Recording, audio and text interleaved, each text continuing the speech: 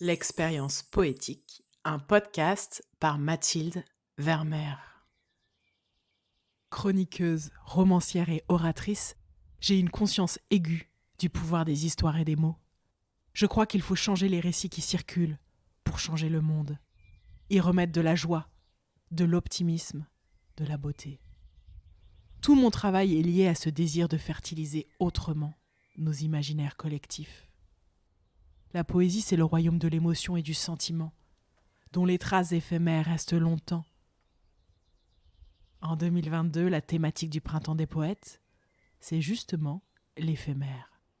Alors, pour cette saison 2 du podcast L'expérience poétique, je vous propose de plonger chaque lundi dans une écriture poétique singulière, soulignée par un univers sonore original, et de vous laisser toucher par une plume contemporaine qui offre sa vision d'un éphémère inoubliable.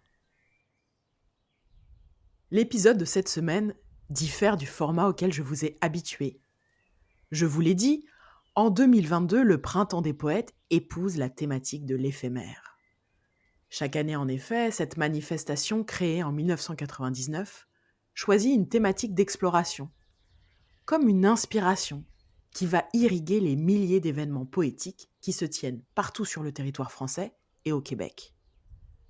Une manière de faciliter le contact du plus grand nombre avec la poésie. Proposer des clés d'accès, offrir une carte d'embarquement pour monter dans l'avion de l'art poétique, prendre de la hauteur et vivre ainsi une expérience de beauté. Les éditions Bruno Doucet, une maison dont j'aime les choix éditoriaux, viennent de publier une anthologie dédiée à ce joli sujet de l'éphémère. En introduction de l'ouvrage, on peut lire que l'éphémère est une invitation à vivre pleinement le peu de temps qui nous est donné, à questionner ici et maintenant la part la plus fragile, la plus secrète, la plus inouïe de nos existences. Ça me parle. Et j'imagine que cette question du temps qui passe, cette question de savourer chaque moment de nos existences, a des échos chez vous aussi. J'ai décidé de vous lire 3 poèmes de 3 plumes contemporaines qui sont tirés de cette anthologie. C'est parti. Fermez les yeux. Plongez dans la densité d'un instant attrapé en plein vol.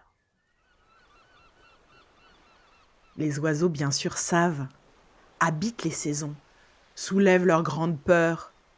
Les oiseaux sont passerelles entre visible et invisible, n'ignorent pas la matière, éprouvent les vibrations. Les oiseaux touchent les arbres et les oiseaux touchent les vents, résistants, presque transparents. Les oiseaux disparaissent, petits savants sans prétention, envers et contre les forces sombres, atomes agiles de lumière, supportant sans se plaindre la grande pesanteur. Les oiseaux savent que vivre est malgré tout possible, avec le chant. Ce premier texte est signé Alban Gelé. J'aime le propos qui nous rappelle que l'observation du vivant nous montre comment échapper à la prison de la routine, celle qui nous fait perdre de vue la dimension invisible. Précieux oiseau qui nous enseigne le chemin vers la lumière. Revenons maintenant sur le plancher des vaches, avec un second poème signé Christian Viguier, un texte qui interroge les ambivalences qui sont les nôtres quant au passage du temps. Écoutez les mots du poète. Je marche, comme si l'un de mes pas était un soleil vivant et l'autre, un soleil mort. Je marche et je me mets à penser, ce qui n'est rien d'autre que de relier une nuit entre ces deux soleils. Je marche. Quand le monde ne peut plus bouger, je crée des ponts, des hypothèses, entre ce que nous fûmes dans ce monde et ce que nous n'avons jamais été. Pour cela, j'emprunte le langage de l'abîme ou d'une rose.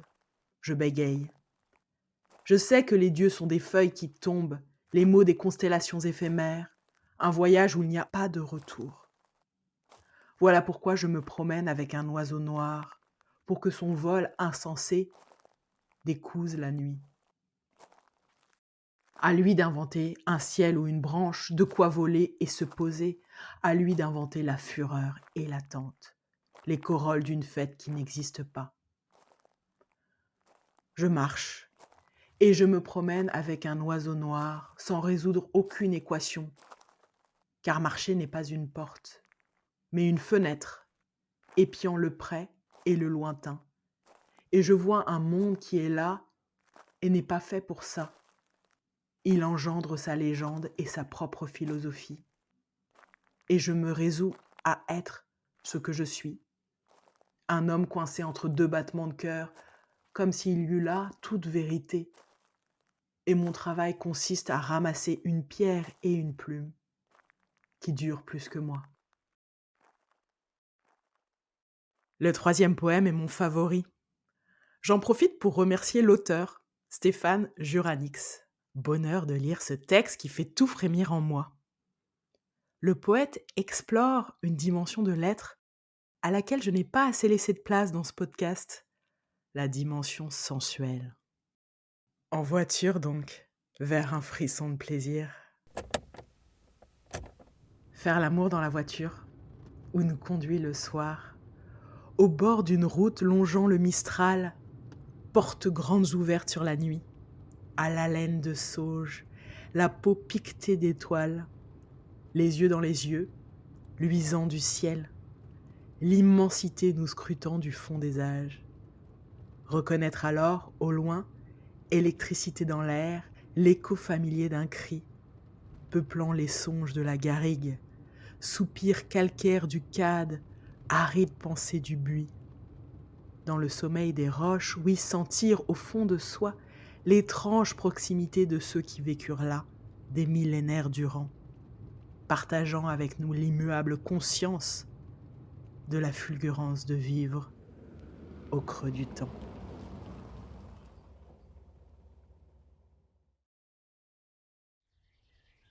Je vous invite à réécouter ces textes.